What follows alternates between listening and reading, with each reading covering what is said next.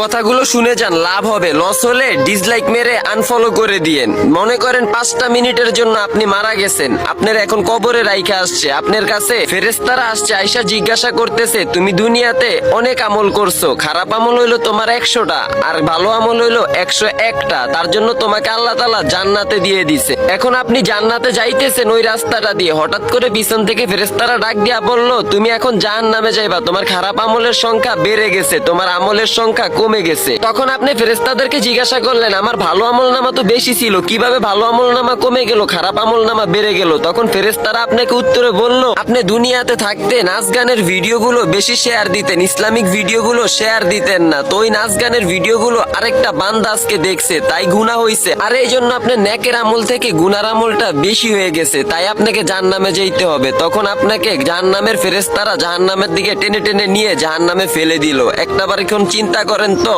আপনি এই যে এখন ইসলামিক ভিডিওটা দেখলেন, এত শিক্ষণীয় বিষয়গুলো বললাম, তারপর ওই ভিডিওটাতে একটা লাইক না দিয়া চলে যাবেন। ভাই দুনিয়াতে এমন কিছু করেন ভিডিওর মাধ্যমেও জান্নাত পাওয়া যায়। ইসলামিক ভিডিওগুলো সাপোর্ট করেন, নাচ গানের ভিডিওগুলো সাপোর্ট করে আরেকটা মানুষকে দেখার জন্য সুযোগ করে দিয়েন না ভাই।